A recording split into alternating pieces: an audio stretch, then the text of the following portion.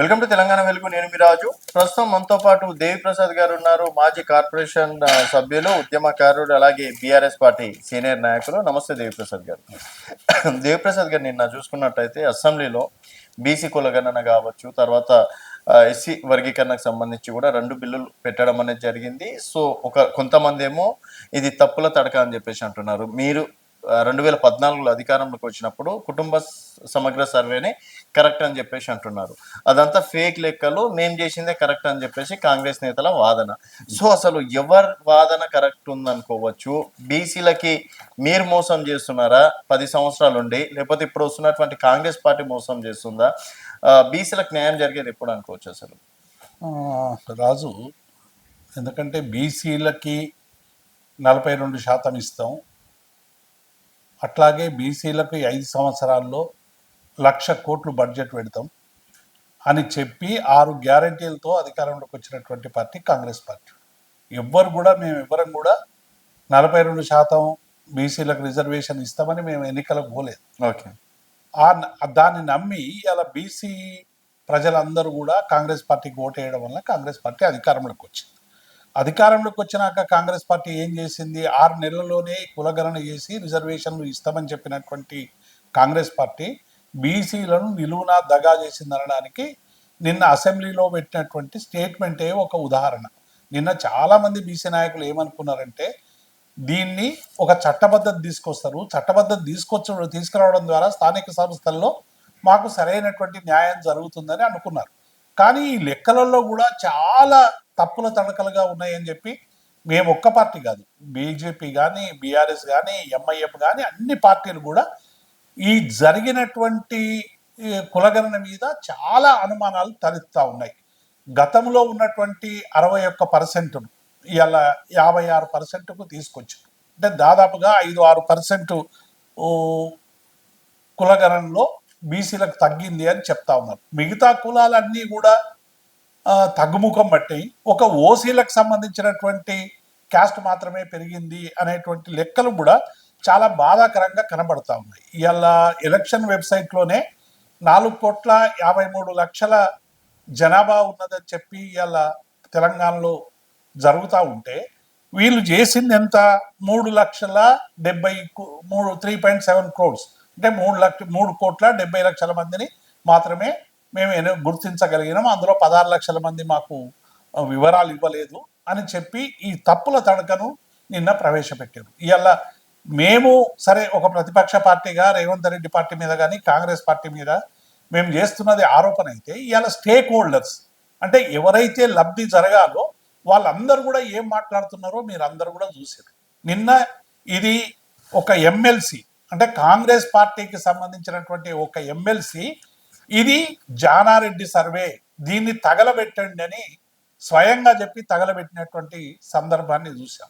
అట్లాగే అనేక బీసీ సంఘాలు చాలా కాలంగా సుదీర్ఘకాలంగా పోరాడుతున్నటువంటి కృష్ణయ్య దగ్గర నుంచి మొదలు పెడితే అనేక మంది కూడా ఈ బీసీకి సంబంధించినటువంటి కులగణనలో అనేక లోపాలు ఉన్నాయి, వీటిని సరిచేయాలన్నారు. నిన్న మా శ్రీనివాస్ యాదవ్ గారు అసెంబ్లీ వేదికగా మాట్లాడుతూ, మీరు ఇచ్చినటువంటి ప్రొఫార్మా ఇరిటేషన్గా ఉంది, అందుకే ప్రజలు ఎవ్వరు కూడా దాదాపుగా 30% ఇందులో పాల్గొనలేదు, ఇవాళ బీసీలను మోసం చేస్తున్నారు అనేటువంటి విషయాన్ని చాలా స్పష్టంగా చెప్పారు. కాంగ్రెస్ పార్టీ సుదీర్ఘకాలం అధికారంలో ఉన్న పార్టీ, దాదాపుగా 75-76 సంవత్సరాల్లో 50 సంవత్సరాలకు పైగా అధికారంలో ఉన్నటువంటి పార్టీ ఇదేదో చారిత్రాత్మకం మేమే తెచ్చినామని చెప్పేటువంటి ప్రగల్భాలు వలుకుతున్నది తప్ప ఇవాళ బీసీలను దగా చేయడానికి 6 నెలల్లో కులగణన చేసి రిజర్వేషన్లు కల్పిస్తామని చెప్పినటువంటి పార్టీ ఫిబ్రవరి 24లో ఇచ్చినటువంటి మాట 25 ఫిబ్రవరికి వచ్చే వరకు కూడా దాన్ని కేవలం ఇవాళ పెట్టి తూతు మంత్రంగా కేంద్రానికి పంపింది. ఇవాళ ఏం చెప్తా ఉన్నది? కేంద్రం రాజ్యాంగ సవరణ చేయాలి, కేంద్రానికి పంపుతాం, మా దగ్గర అధికారం లేదు. అధికారం లేనటువంటి వాళ్ళు మీరు కామారెడ్డి డిక్లరేషన్లో ప్రజలకు ఎందుకు హామీ ఇచ్చారు? ముక్కుకు నేలకు రాయండి. ఇలా కాంగ్రెస్ పార్టీ నాయకులందరూ కూడా మీరు మేనిఫెస్టోలో మేము 42% రాజ్యాంగ సవరణ కోసము కేంద్రం దగ్గర ఒత్తిడి తెస్తామని పెట్టేది ఉండే. మీకు తెలుసు కదా, అంటే తెలిసే ఇంటెన్షనల్ మీరు మిస్టేక్ చేసిన అనేటువంటిది ఇలా చాలా స్పష్టంగా కనబడతా ఉంది సార్ కాబట్టి ఇక్కడ ఏంటంటే తీన్మార్ మల్లన్న ప్రస్తావన కేటీఆర్ గారు కూడా తీసుకొచ్చారు, మీరు కూడా ఇప్పుడు తీసుకురావడం అనేది జరిగింది. తీన్మార్ మల్లన్న వెనుక కేటీఆర్ ఏమైనా ఉన్నారని చెప్పేసి అనుకోవచ్చు, ఎందుకంటే ఆయన భారీ బహిరంగ సభలు పెడుతున్నారు, హెలికాప్టర్ అంటున్నారు. సో ఈ వీటికి అంతో ఎంతో మనకి డబ్బు అయితే కావాలి, వెనకాల నుంచి ఫైనాన్షియల్ మీరే అనుకోవచ్చా? ఎందుకంటే ఎప్పుడు లేని ఆయన పొగడడం అనేది జరుగుతుంది. మొన్నటి వరకు ఆయన తిట్టి సడన్ గా ఈ పొగడతల వర్షం ఏందని. ఆయన మేము ఆయన పొగుడుతలేము. కాంగ్రెస్ పార్టీలో ద్వంద్వ వైఖరులే అని చెప్తున్నాము. ద్వంద్వ వైఖరిలో భాగంగానే రేవంత్ రెడ్డి ఇలా తీన్మార్ మల్లన్నతో చేపిస్తున్నటువంటి ఈ విన్యాసాలని ఇలా ప్రజలందరూ కూడా చూస్తూ ఉన్నారు. మరి ఇంత తిట్టిన మల్లన్న, దీన్ని తగలబెట్టిన మల్లన్న, ఇది వద్దన్న మల్లన్న నిన్న శాసన మండలిలో జరిగిన ధన్యవాద తీర్మానానికి ఎందుకు మద్దతు ప్రకటించాడు? ఎందుకు ఆడి నుంచి వాకౌట్ చేయలేదు ఆయన? మేము పార్టీనైనా ధిక్కరిస్తా, బీసీల పక్షాన ఉంటాన నాయకుడు నిన్న ప్రభుత్వం చేసినటువంటి తప్పుడు లెక్కలకు నిరసనగా ఎందుకు వాకౌట్ చేయలేదని మేము అడుగుతా ఉన్నాం. ఒక ప్రజాప్రతినిధిగా మీరు చెప్పారు కదా, మొత్తం ప్రజల ముందు హామీ ఇచ్చిండ్రు, అనేక వర్గాలను ఇష్టముచ్చినట్టు తూలనాడినరు. అయినప్పటికీ కూడా మీ మీ మీ జాతికి సంబంధించినటువంటి ఒక అంశము దగాయితుంటే, అందులో సెన్సెస్ సరిగ్గా జరగకుంటే, మీకు అన్యాయం జరుగుతూ ఉంటే, మీ సహచరులందరూ కూడా దాన్ని తగలేస్తూ ఉంటే, మరి మీరెట్లా దాన్ని నిన్న కౌన్సిల్లో దాన్ని ఆమోదానికి ధన్యవాదాలు చెప్పారు? మీరు మీ డిసెంట్ను ఎందుకు ప్రొటెక్ట్ చేయలేదు? మీరు ఎందుకు బయటికి రాలేదు అని అడుగుతాం కదా. మల్లన్నను మేమేదో పొగడాల్సినటువంటి అవసరం లేదు, మల్లన్న పక్షాన ఉండాల్సిన అవసరం లేదు. మల్లన్న గారు కాంగ్రెస్ పార్టీ, కనీసం కాంగ్రెస్ పార్టీలో ఉన్నటువంటి శాసనసభ్యులకైనా సరైనటువంటి రీతిలో అర్థం చేయించేటువంటి ప్రయత్నం చేయలేదు అంటేనే ఇది తప్పుల తడక, ఇది బీసీలను మోసం చేయడానికి పెట్టినటువంటిది. ఇది ఇక పంపించేసి మేము పార్టీ పరంగా ఇస్తాము 42% అని ఇలా కొత్తగా కూతలు కూస్తా ఉన్నాం. మేము అడుగుతా ఉన్నాము, మీరు 42% పార్టీ పరంగా ఇస్తే గాంధీ భవన్లో మీటింగ్ పెట్టి డిక్లేర్ చేయండి, ఏఐసిసి నుంచి డిక్లరేషన్ ఇవ్వండి. అంతేందుకు ఇలా ఎమ్మెల్సీ ఎన్నికలు జరుగుతూ ఉన్నాయి, గ్రాడ్యుయేట్ ఎన్నిక కరీంనగర్ ఉంది, 2 టీచర్ల ఎన్నికలకు సంబంధించి ఉన్నాయి. కాంగ్రెస్ పార్టీ ఇప్పటికే కరీంనగర్కు ఒక రెడ్డి అభ్యర్థిని ప్రకటించింది. మీకు నిజంగానే బీసీల పట్ల చిత్తశుద్ధి ఉంటే అక్కడ ప్రకటించినటువంటి నరేందర్ రెడ్డి, ఆల్ ఫోర్స్ నరేందర్ రెడ్డిని మార్చి ఇప్పటికే అక్కడ బీసీ అభ్యర్థిగా మీ కాంగ్రెస్ పార్టీ టికెట్ కోసం నిరంతరం తపిస్తున్న హరికృష్ణకి ఇవ్వండి. బీసీకి చిత్తశుద్ధి నిరూపించుకోండి. మా పొన్నం ప్రభాకర్ గారికి నేను విజ్ఞప్తి చేస్తున్నాం, ఇది కరీంనగర్ పార్లమెంట్ నియోజకవర్గం, బీసీ నాయకులు మీరు, మీ నియోజకవర్గంలోనే ఓసీకి ఇచ్చేటువంటి ప్రయత్నం కాంగ్రెస్ చేస్తూ ఉంది. కాబట్టి ఇటువంటి సందర్భంలో మీరు చెప్తున్నది ఒకటి, చేస్తున్నది ఒకటి.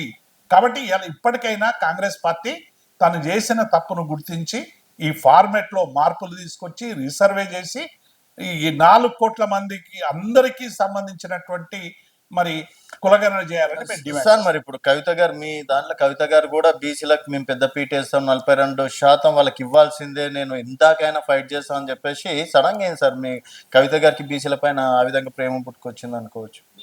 సడన్ గా కవిత గారికి బీసీ మీద ప్రేమైంది. ఆమె చాలా సందర్భాల్లో తెలంగాణ ఉద్యమ నేపథ్యంలో తెలంగాణ జాగృతిని స్థాపించి మొత్తం సబ్బండ వర్గాలని ఒక సాంస్కృతిక ఉద్యమం ద్వారా తెలంగాణ ప్రజలందరినీ కూడా 10 సంవత్సరాలు అధికారంలో ఉన్నారు కదా సార్, ఎంపీగా ఉన్న 10 రోజులు మేము రాజు గారు 10 సంవత్సరాల్లో అధికారంలో ఉన్నప్పుడు రిజర్వేషన్లు అనేటువంటిది 50% కంటే ఎక్కువ ఇవ్వడం అనేటువంటిది వీలు కాదనేటువంటి విషయం మాకు తెలుసు కదా.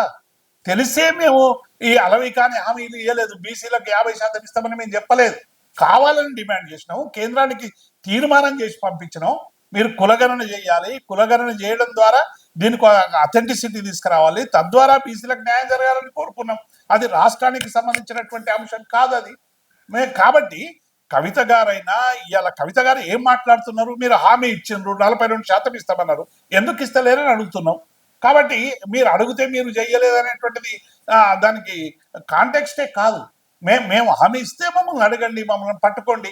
కానీ హామీ ఇచ్చింది కాంగ్రెస్ పార్టీ, 42% ఇస్తామన్నది కాంగ్రెస్ పార్టీ, ఇలా ఎగ్గొట్టే పని చేస్తున్నది కాంగ్రెస్ పార్టీ. కాంగ్రెస్ పార్టీ పక్కన చేస్తే మీరు హామీ ఇవ్వలేదు అని చెప్పేసి అంటున్నారు, అంటే మీకు బీసీల పైన ప్రేమ లేనట్ట? మేము అందుకే డిమాండ్ చేస్తా ఉన్నాం, ఇది అలవి కాని హామీ. అది ఇక్కడ కాంగ్రెస్ పార్టీ చట్టబద్ధం చేసి స్థానిక సంస్థలకు ఇచ్చే ప్రయత్నం చేయమన్నాడు. ఇప్పుడు ఈ కేంద్రానికి పంపాల్సిన అవసరం ఏముంది? మీరు పంపుతున్నారు కదా, పంపుతున్నారంటేనే మీకు తెలిసి పంపుతున్నారు.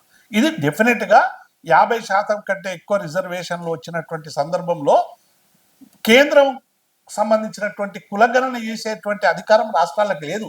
1948 చట్టం ప్రకారం కేంద్రానికే ఉంది అధికారం ఈ గణన చేసేది. కాబట్టి కులగణన చేయాల్సింది కేంద్రం.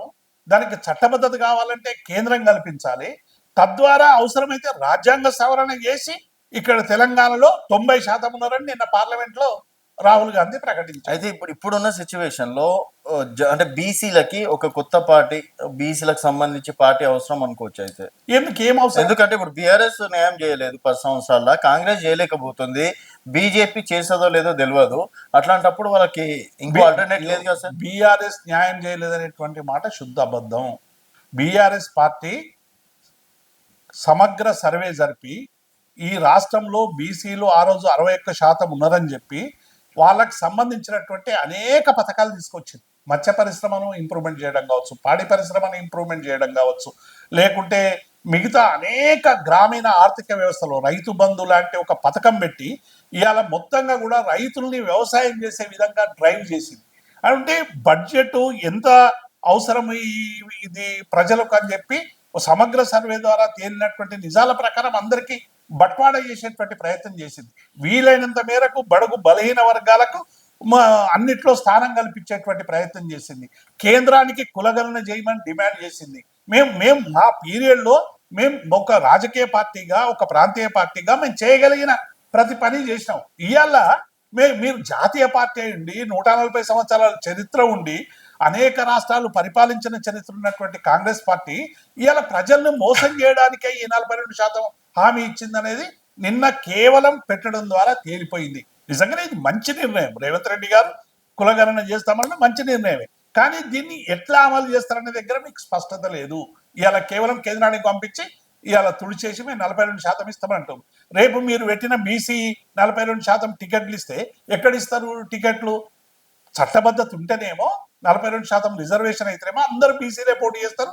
ఎవరు ఎన్నికైనా బీసీలే ఎలక్ట్ అవుతారు. మీ 42% బీసీలు పెడితే రేపు అంతటా వాళ్ళు ఓడిపోయింది అనుకోండి, అక్కడ ఓసీలు గెలిచారు అనుకోండి, బీసీ వాదం ఓడిపోయిందని మళ్ళీ ప్రజల్లో బదనాం చేయడానిక? ఇప్పుడు అక్కడ బీసీ పెట్టేటప్పుడు మీరు కూడా బీసీ అభ్యర్థిని పెట్టారు. ఎందుకు పెడతారు? వేరే దగ్గర పెడతారు బీసీగా.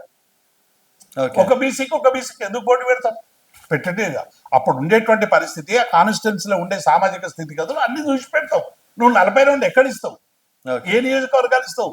కాంగ్రెస్ పార్టీ అవన్నీ పెట్టండి. ఇప్పుడు మంత్రివర్గంలో 42% ఇవ్వమనండి. వచ్చిన ఎమ్మెల్సీలలో ఒక ఎమ్మెల్సీ వాళ్ళకి ఇవ్వమనండి. జరుగుతున్నాయి ఇవ్వమనండి మొదలు. అవి ఏవి ఇవ్వకుండా మేము చేస్తున్నామని ఆచరణ చూస్తారు కదా.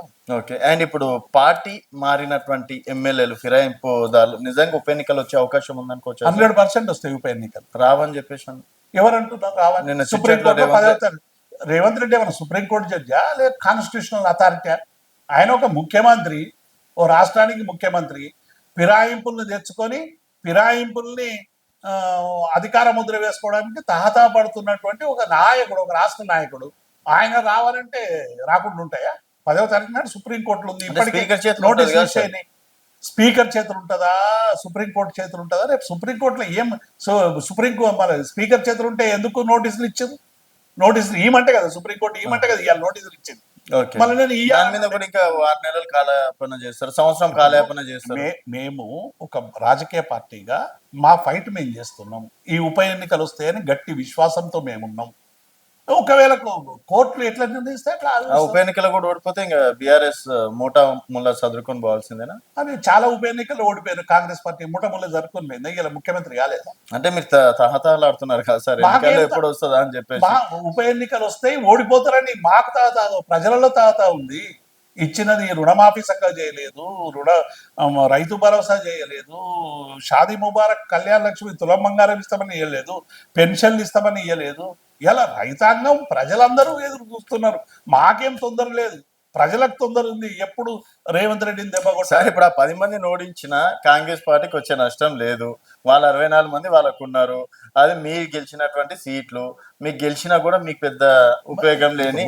ఉపయోగం ఉన్నా లేకున్నా ఈ ఫిరాయింపులకు సంబంధించినటువంటి విషయంలో మా పార్టీ నుంచి అందులో పోయింది కాబట్టి మాకు ఉండేటువంటి ప్రాథమిక హక్కు, మాకు ఉండేటువంటి న్యాయపరమైన హక్కు కోసం మేము కొట్లాడుతున్నాం. అది రేపు మేము 10 గెలవంగానే ఉన్న ముఖ్యమంత్రి అవుతామా? డెఫినెట్ గా 4 సంవత్సరాల తర్వాతనే ఎన్నికలు వస్తాయి. ఆ ఎన్నికల్లో మెజార్టీ ద్వారానే ఎవరైనా ముఖ్యమంత్రి అవుతారు. అవును. మాకేం కేసీఆర్ గారు తొందరగా కేసీఆర్ గారిని ముఖ్యమంత్రి సీట్లో కూర్చునబెట్టాలని మేమేం అనుకోవడం లేదు. ప్రజలు అనుకుంటున్నారు కేసీఆర్ వస్తే బాగుండని. అది వేరే విషయం, కానీ సాధ్యం కాదు కదా. ఒక్కసారి ఎన్నుకున్నాక 5 ఏళ్ల వరకు వెయిట్ చేయాల్సిందే. అవును. అది తెలుసున్నటువంటి ఒక రాజకీయ పార్టీగా మేము డెఫినెట్ గా ప్రజలకు సంబంధించినటువంటి అన్ని సమస్యల మీద, రుణమాఫీ మీద కావచ్చు, రైతు భరోసా మీద కావచ్చు, పెన్షన్ల మీద కావచ్చు, 420 హామీల మీద కావచ్చు, 6 గ్యారంటీల మీద కావచ్చు, ఇవాళ 7వ గ్యారంటీ చెప్పి నిర్బంధం అమలు చేస్తున్నటువంటి విషయంలో కావచ్చు, వీటన్నిటి మీద బీఆర్ఎస్ పార్టీ డెఫినెట్ గా ఈ కాంగ్రెస్ పార్టీ మీద తీవ్రమైనటువంటి పోరాటం చేస్తుంది. ఎంటబడతాం.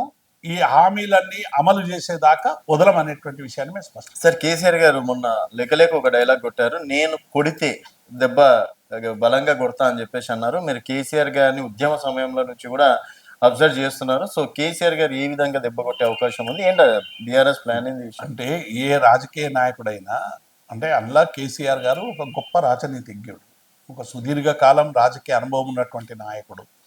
ఎవ్వరు కూడా తెలంగాణ రాదని హేళన చేస్తే తెలంగాణ రావడానికి ఒక ప్రముఖ పాత్ర పోషించినటువంటి గొప్ప నాయకుడు. అన్ని రాజకీయ పార్టీలను తెలంగాణ వైపు చూసే విధంగా, తెలంగాణ ప్రజల ఆకాంక్షలకి గౌరవించే విధంగా చేసినటువంటి నాయకుడు కేసీఆర్ గారు. డెఫినెట్గా వారు ఒక మాట అన్నారంటే దాని వెనుక మర్మం ఉంటుంది. ఇలా ప్రజలందరూ కూడా చాలా ఇబ్బందులు పడుతూ ఉన్నారు. ప్రభుత్వం ఇచ్చినటువంటి హామీలు అమలు చేస్తలేదు. రోజు ఎప్పుడు కేసీఆర్ కేసీఆర్ అనేటువంటి కేసీఆర్నేమో లేకుండా చేస్తామని రేవంత్ రెడ్డి అంటా ఉంటే, కేసీఆర్ను రోజు మేము స్మరించుకుంటామని చెప్పి ఇలా తెలంగాణ పల్లెలల్లో కరెంటు పోగానే కేసీఆర్ కనబడుతున్నాడు, నీళ్లు రాకపోతే కేసీఆర్ కనబడుతున్నాడు, షాదీ ముబారక్లో డబ్బులు రాకుంటే కేసీఆర్ కనబడుతున్నాడు, తర్వాత వడ్లు సరిగ్గా కొనకుంటే కేసీఆర్ కనబడుతున్నాడు, రైతు బంధు ఇయ్యకుంటే కేసీఆర్ కనబడుతున్నాడు. ఇట్లా ఒక్కొక్క సంక్షేమ పథకం, పెన్షన్ల దగ్గర కేసీఆర్ కనబడుతున్నాడు, చెరువు నీళ్ళ దగ్గర కేసీఆర్ కనబడుతున్నాడు, కాలువల నీళ్ళ దగ్గర కేసీఆర్ కనబడుతున్నాడు. కాబట్టి ప్రజలందరూ కూడా కేసీఆర్ వస్తే బాగుండని అనుకుంటారు, ఎందుకంటే వాళ్ళకి నిత్య జీవితంలో ఎదుర్కొంటున్నారు. కానీ కేసీఆర్ గారు అవన్నీ బాధలు చూసి డెఫినెట్గా రాజకీయంగా దెబ్బ కొడదాం ఈ కాంగ్రెస్ పార్టీని అనేటువంటి ధోరణిలో మాట్లాడి డెఫినెట్గా రాజకీయపరమైన దెబ్బ కొడతాం కదా. ప్రజలే కొడతారు, మేం కొట్టుడు కాదు. చాలా దెబ్బలు కొట్టి బీఆర్ఎస్ పార్టీ లేనే లేదు, బీఆర్ఎస్ పని అయిపోయింది, బీఆర్ఎస్ పార్టీ ఇంకా నేను మరి చెప్పలేను, కానీ ఆ రకంగా కూడా మీకు కామెంట్స్ చేయడం అనేది జరిగింది సార్. సో మరి కేసీఆర్ వచ్చినాక సంజీవ్నిలా తెచ్చి ఏమన్నా ప్రాణం పోసే ఛాయిసెస్ ఏమన్నా ఉన్నాయా? అది మూర్ఖులు అంటారు. అది బీఆర్ఎస్ పార్టీ లేదనేటువంటిది మూర్ఖుల భ్రమ. బీఆర్ఎస్ పార్టీ లేకుండానే రోజు బీఆర్ఎస్ భజన చేస్తున్నాడా కాంగ్రెస్ పార్టీ నాయకులు? ఏ కాంగ్రెస్ పార్టీ నాయకుడైనా ఒక 15 నిమిషాలు మాట్లాడితే 5 నిమిషాలు కేసీఆర్ గురించి, కేటీఆర్ గురించి, హరీష్ గురించి, కవిత గురించి, గత 10 ఏళ్ల పాలన గురించి మాట్లాడతారు. నేను ఛాలెంజ్ చేస్తున్నా మీ ఛాలెంజ్ ద్వారా, ఏ కాంగ్రెస్ పార్టీ నాయకునైనా ఒక అర్ధ గంట 30 నిమిషాలు ప్రజల కోసం మాట్లాడి కేసీఆర్ మాట లేకుండా మాట్లాడదు. ఓకే, ఏ ఒక్క నాయకుడు, ఇంక్లూడింగ్ ముఖ్యమంత్రి కూడా కేసీఆర్ జపం లేదు, నిద్ర పట్టదు. అంటే ఇందు గలడందు లేడని సందేహం వలదు, ఎన్నెందు వెతికినా కేసీఆర్ ఉండన్నట్టు ఇవాళ కేసీఆర్ ఎక్కడ పోయినా కేసీఆర్ కనబడుతున్నాడు. అందుకే కేసీఆర్ భజన మాకంటే ఎక్కువ కాంగ్రెస్ లెవెల్ రోజు జ్ఞాపకం చేసుకుంటారు కేసీఆర్. కారణం ఏంటంటారు మీరు? అంటే ప్రజాపాలనలో ఈ వైఫల్యాలు స్పష్టంగా వాళ్ళకి కనబడుతున్నాయి. ఆ వైఫల్యాలు లేనటువంటి ఒక పాలన కేసీఆర్ ఉండే అనేటువంటి ఒక భావన మదిలో మెదిలినప్పుడల్లా కేసీఆర్ చాలా స్పష్టంగా కనబడుతుంది. కాబట్టి ఇవాళ కేసీఆర్ లేడు, బీఆర్ఎస్ లేదు అని అనుకునేటోళ్ళు ఇది పూర్తి వాళ్ళు భ్రమల్లో ఉన్నట్లు లెక్క. బీఆర్ఎస్ ఒక బలమైనటువంటి పార్టీగా ఉంది. ఎన్నికల్లో 1.8%తోనే మేము అసెంబ్లీలో ఓడిపోయినాం. పార్లమెంట్లో మాకు తక్కువ వచ్చినాయి. అప్పుడు ఉండేటువంటి 2 కూటమిలో ఒక కూటమి ఏది కావాలని తెలుసుకునేటువంటి సందర్భంలో బీఆర్ఎస్ ఎట్లాగో మన అసెంబ్లీలో వేసాం కదా, ఈసారి పార్లమెంట్లో వేరే వాళ్ళకి వేద్దామని పోయిరు తప్ప మా 1.8తోనే వస్తుంది. ఇంత అహంకారం అయితే ఎట్లా? మరి స్థానిక సంస్థల ఎన్నికల్లో ఉన్న రిజల్ట్స్ వస్తాయి తప్పకుండా వస్తాయి. ఎందుకంటే అధికారం ఏ పార్టీ ఉంటుందో ఆ పార్టీకే మాక్సిమం మొగ్గు చూపుతారు. ఒకవేళ గెలిచినా కూడా మళ్ళీ అధికార పార్టీకి వెళ్ళే అవకాశాలు ఉంటాయి. రాజుగారు, ఇది ఒక లాంగ్ బ్యాటిల్. ఇంకా 4 సంవత్సరాలు అసెంబ్లీ ఎన్నికలకు టైం ఉంది. రేవంత్ రెడ్డి ప్రభుత్వం అధికారంలో ఉంది. సహజంగానే ప్రభుత్వం పక్షాన ఉంటే కొన్ని పనులు అయిపోతాయని చాలా మంది అటువైపు టిల్ట్ అవుతారు. వాళ్ళకి ప్రేమ ఉన్నా లేకున్నా ఆ గ్రామ దానం అభివృద్ధి కోసమో నాగేందర్ లెక్క. మండల అభివృద్ధి కోసమో దానం నాగేందర్ కావచ్చు, పోచారం శ్రీనివాస్ రెడ్డి లెక్క కావచ్చు, ఇంకా ప్రకాష్ గౌడ్ లెక్క కావచ్చు, ఇంకెవరి లెక్కనో కావచ్చు. లోపల మాత్రం కేసీఆర్, లోపల కేసీఆర్ ఉంటాడు. బయట ఏదో అంతే కదా, వాళ్ళకి ఏదో అభివృద్ధి కావాలని అటువైపు పోయి ఉంటే పోయిండొచ్చు. పోయి ఇప్పుడు 4 ఏళ్ళు ఉంది కాబట్టి ఏదో కొంత అటువైపు మొగ్గుదామని చూస్తాం తప్ప, అది ప్రేమతో అనుకుంటే, అది బలపు అనుకుంటే అది వాళ్ళనే వదిలేస్తాం. మేము డెఫినెట్ గా స్థానిక సంస్థల్లో ఒక బలమైనటువంటి శక్తిగా మేము ఉంటాము. BJP sir. ఈ బీజేపీ అయితే మాకు ఎక్కడ పోటీయే కనబడతలేదు. బీజేపీ ఎందులో ఉందని పోటీ, ఏ ఏ సమస్యలో మాకు ఎక్కడ ఎదురొస్తలేరు. మేము ఇలా కార్యక్షేత్రంలో పోతా ఉంటే, కార్యక్షేత్రం నడుస్తూ ఉంటే, ప్రజల మధ్య మా ఎమ్మెల్యేలు మా మంత్రులు తిరుగుతూ ఉంటే, ఎక్కడన్నా ఒకసారి బీజేపీ అడ్డం వచ్చింది అని అడిగితే ఎక్కడ బీజేపీగా మాకు కనబడతలేదు అంటారు. అంటే బీజేపీ అసలు క్షేత్రస్థాయిలో లేదు. మరి 8 స్థానాలు సాధించింది కదా సార్. నేను చెప్తున్నా కదా, 2 కూటమిలో దేనికి వేయాలన్నప్పుడు మోడీకి వేయన్నా, రాహుల్కి వేయాలన్నప్పుడు మోడీకి వేసారు. రేపు తెలంగాణ వచ్చే వరకల్లా కేసీఆర్కి అన్నా, ఆ రోజు ఎవరు ఉంటారో బీజేపీ ముఖ్యమంత్రి వాళ్ళకి వేయాలన్నప్పుడు కేసీఆర్ నేను నిర్ణయించుకుంటారు. అందులో ఎటువంటి శశమిషలు లేవు. ఓకే సార్, చూద్దాం అయితే రాబోయే రోజుల్లో మరి ప్రజలు నిజంగా బీఆర్ఎస్ కి అభివృద్ధి చేసినందుకు గుర్తించుతారా లేదా అనేది చూద్దాం సార్. సో ఇది దేవి ప్రసాద్ గారితో స్పెషల్ ఇంటర్వ్యూ. మరొక గెస్ట్తో మళ్ళీ కలుద్దాం. చూస్తూనే ఉండండి తెలంగాణ వెలుగు.